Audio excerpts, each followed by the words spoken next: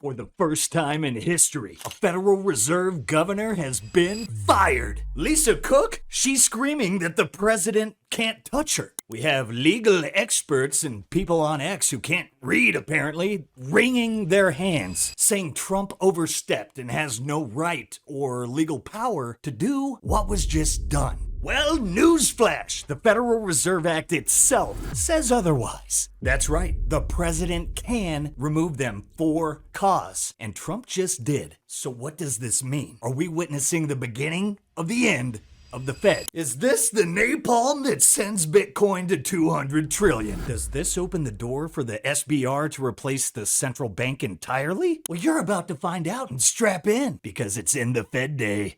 Sunday. There have been some serious consequences of our lack of respect and our loss of liberty and lack of concern and defense of our republic. And we're suffering the consequences. This is what we're talking about. How can we reverse this trend? I think we have to understand how it happened, what the problems were, and what we have to aim for. But we've had a lot of problems because of this. Number one, economic problems, because they do not understand the Constitution and economics on monetaries. I mean, it is very clear what we should be doing. The founders knew and understood something about inflation. The runaway inflation of the continental dollar was devastating to the economy, so they were explicit. They said no emitting of bills of credit, no printing money, no paper money, and that only gold and silver should be legal tender.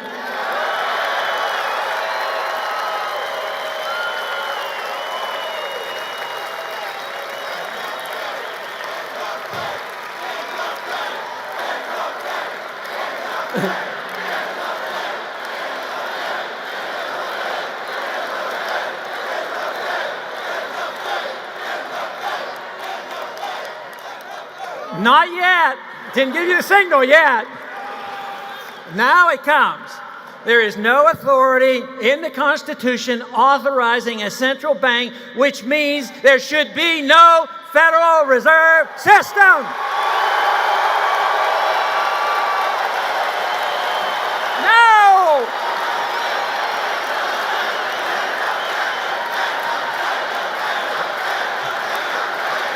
All right, let's break it down. Trump signed an executive order saying Lisa Cook is gone over alleged mortgage fraud. And this is the first time in the Fed's 111-year history that this has ever happened. Cook's response: the president has no authority to fire me. Her lawyer will do whatever it takes to block this illegal action. Cute. But here's the actual law. Section 10 of the Federal Reserve Act. Governors can be removed by the president for cause. And guess what? Mortgage fraud definitely qualifies. Just because no president has ever had the stones to do it doesn't mean it can't be done. This isn't just a spat. This is Trump puncturing the illusion of central bank independence. The cabal's been untouchable for over a century, and now they're on notice. The United States is starting to dress like China and Argentina. Emergent market bullshit. Sorry for my language, kids. Turn it off. This episode's for dad and mom. I'm gonna get a little heated on this episode because it's just a bunch of nonsense. Getting on Fox News and parading around like you've solved the problem. Trump was right about everything. They haven't solved anything. Your central banker, if you're American and you're listening to this, just walked into a hotel in Wyoming and said, I'm going to choose the government over inflation. Welcome to a more expensive life. Sorry, not sorry. That's what he just said. The baseline outlook and the shifting balance of risks may warrant adjusting our policy stance. And people sit and listen to that to decide if Bitcoin is important or not? Have you lost your mind? That's exactly why I use Bitcoin. You think people my age want to read a newspaper about what some old guy said about pieces of paper? My generation has gotten demolished by this system. And to watch this guy stroll on up and say, yeah, inflation's real, but we need to finance the government. This is exactly why I don't own a single dollar. You will not catch me with a positive net worth in USD. It is disgusting. We've engineered an exit door. Think of Bitcoin that way. The building is lit on fire, and we've engineered a way out for everybody. the price, the ticket to get out becomes more expensive with time. When I got into Bitcoin, a ticket out was $50. Now a ticket out's $110,000. The cost to exit isn't equal, but the opportunity is. All of you can get out. That's what Bitcoin is. It's an engineered exit door, an engineered life raft. How expensive that trip is for you, that's up to you. But make no mistake, the decision was made in broad daylight.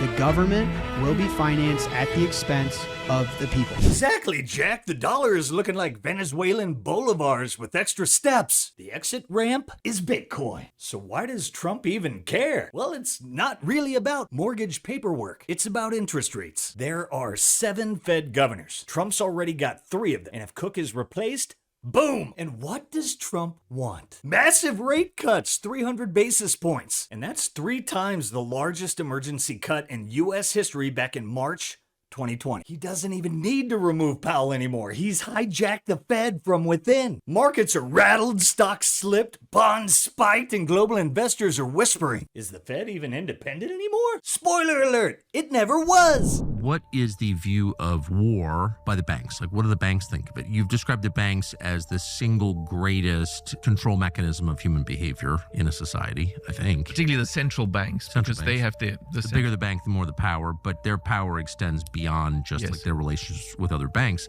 Their power determines a lot of what happens in your country, and they're not under the control of voters, right? So it's an extra democratic institution, which happens to be the most powerful, which is like crazy. I'd love to know how that happened, but how do they feel about war? Well, central banking and warfare are very closely linked. The first modern major bank and central bank was the Bank of England, of course. The law founding it says what we're doing here is establishing the Bank. They kept that secret. We're doing a new mechanism by these investors will be allowed to establish a company. That's the Bank of England. In order for what? In order to wage war. Do you know why the Federal Reserve was established? And there was a rush to establish it for 1914.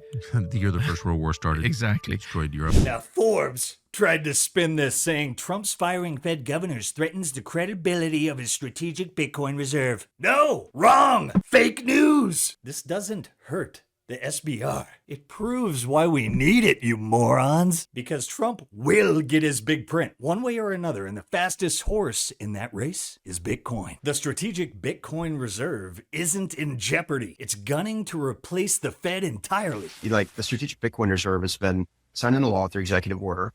There's some infrastructure that's required in order to get things set up properly. And so I'm still very confident that the U.S. government is going to be keenly interested on moving expeditiously on budget neutral ways to accumulate. So I'd tell people just to, keep their eyes and ears open for that news that eventually I'm sure will come. But Patrick's working on that, as I can imagine. The last time that we've been truly able to speak on digital asset issues was the day before I left. But I'm very confident in his abilities to perform and deliver for the industry. And look, the president obviously has been a steadfast leader in the space. He's made it vehemently clear that this is a major priority for him. And that includes the SBR. And then we also have the digital assets national stockpile as well, which I think was really just our attempt to give credence to the other ecosystems and what's being built over there. We want to welcome innovation here in the US, and we want to make sure those other ecosystems continue to thrive and grow. But we'll see. And I certainly you could hang around and love to be a part of all of it. But I felt as if it's always good to bring a new set of eyeballs in every once in a while, have a fresh, clean look. I'd been in the weeds of this for over 8 months, and I'm super proud of everything we've accomplished and super thankful for the president and David for their support and their push through all of it. But, we have market structure on the horizon now. So I'll be, watching diligently, just like many of you, to see how this unfolds. But I'm confident they'll be able to bring that home as well. And you'll have 2 monumental pieces of crypto legislation signed into law this year, firmly cementing the United States' place as the crypto capital of the world. That's right, 2025 isn't just bullish, it's historic. And it is possible that both Vice President J.D. Vance and the Orange Man have signaled what is coming. Isn't it BlackRock, is there a way to calm that down where they're purchasing all and they're driving up the cost of real estate? You walk around New York City, there are buildings that are full of empty apartments because it's money laundering from people overseas that are stashing money, and it's raising the cost of living for the entire city. That's exactly right. And if like, I'm actually not a Ron Paul guy. One of my dear friends is a big Ron Paul guy, but like I've kind of come around to the Ron Paul argument.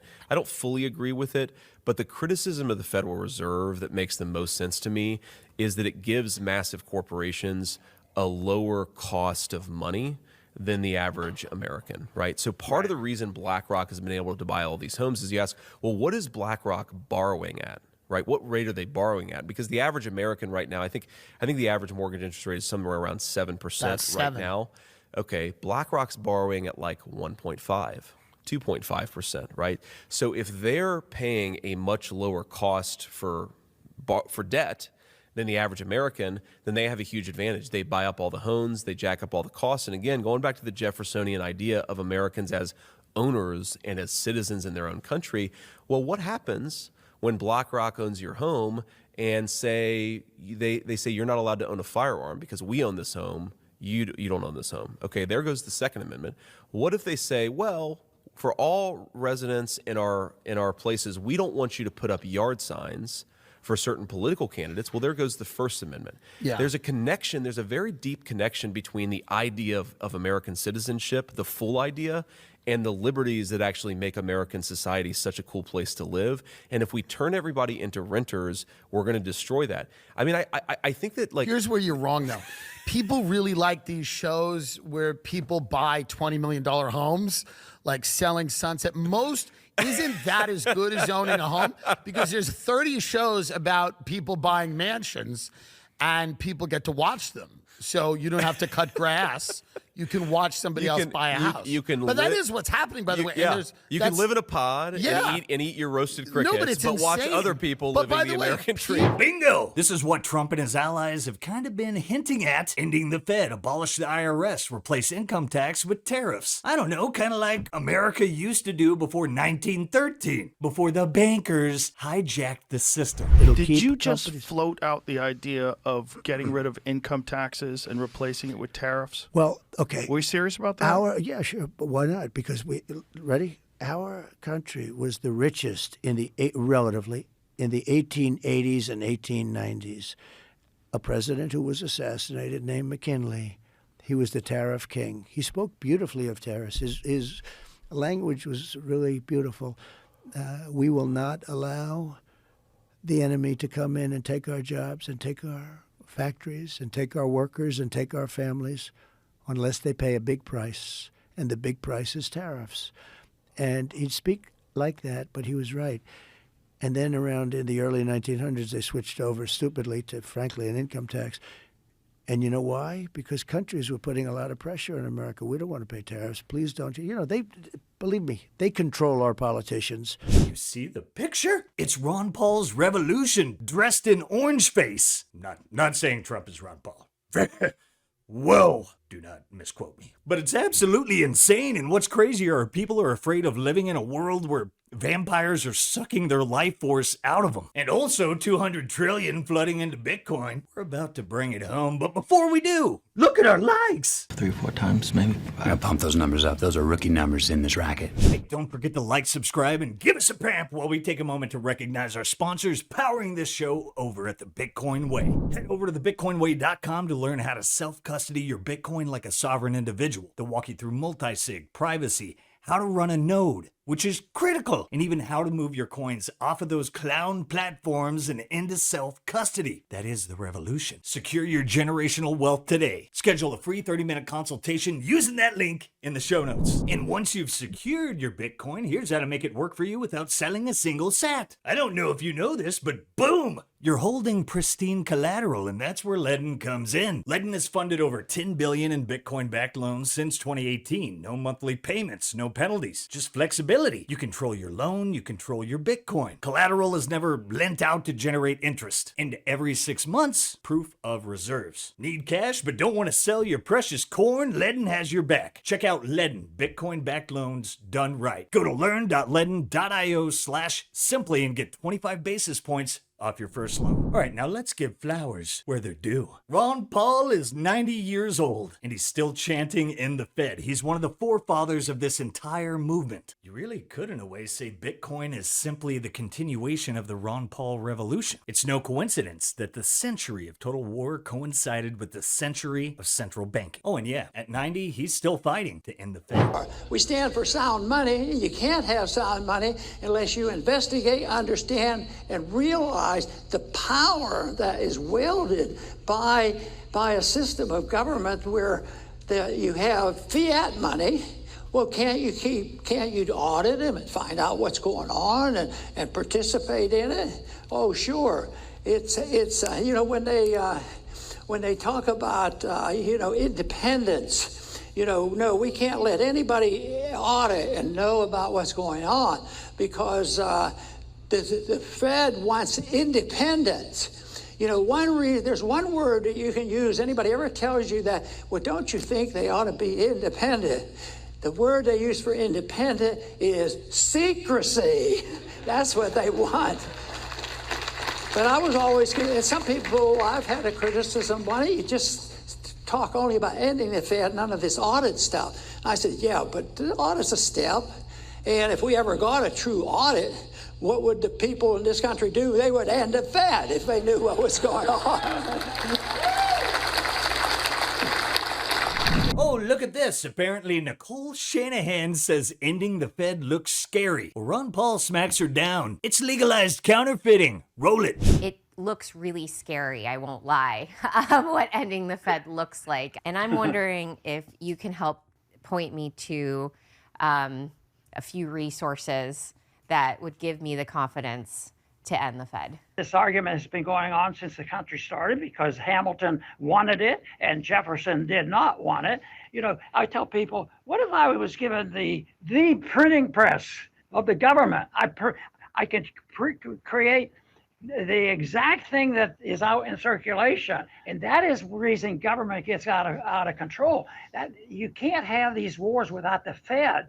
I mean, just think of these last 2 years. Yeah. How much money, how much debt have we run up? And they're still trusting the dollar, but less so. And that it finances the wars. It finances the welfare for the wealthy and the people, and all this nonsense and government. So you cannot stop the monstrosity we have with secret and powerful legalized counterfeiting, because human nature is they don't believe in natural law. Natural law seems like they might use something of real value. Ron Paul taught us you cannot stop big government without ending the Fed, and Bitcoin is the wrecking ball. So what happens when the Fed crumbles, the strategic Bitcoin reserve rises, and the world finally rejects counterfeit currency? Are they absorbing more money in the space, or are there enough riches for all? Yeah, it's a question I had talked about with a banker recently, which is how scalable is the treasury company approach? I think ultimately it's extremely scalable. It's the largest arbitrage of the century probably, which is sort of arbitraging the US dollar, euro, fiat denominated current world with the Bitcoinized future in a few decades. And so if you think about the addressable market of that being in the 100 trillion to $200 trillion range, there's lots of scope for, even extremely large companies with large cash reserves like Apple, Microsoft, and so on to enter it without making a dent in this market. To Shanali's point, are you concerned at all about potential conflicts of interest given the proximity of the president's family being involved in this industry? The same question to you that I asked Anthony moments ago, that winners and losers could be picked within the industry. Well, I think they're all public companies, right? So they're having to compete in the free market.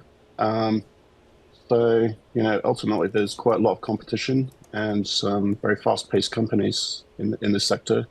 Some of them are, smaller companies with a high velocity. Some of the big companies with established businesses. So we'll see how that shakes out in the market. It's generally positive, I think. The current administration in the US improving the regulatory environment for Bitcoin and Bitcoin Layer 2 and Bitcoin settlement companies. 200 trillion. That's what happens. That's the wrecking ball. That's the new monetary order. NMO. We flipped it.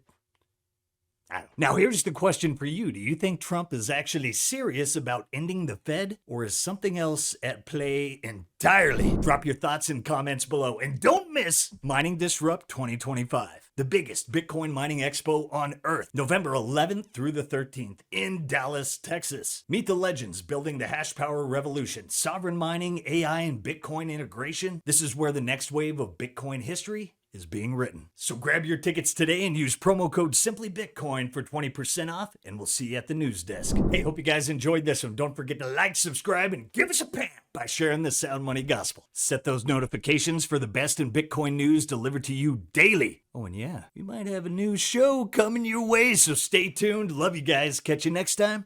Peace. If you prefer to go down with the ship, you.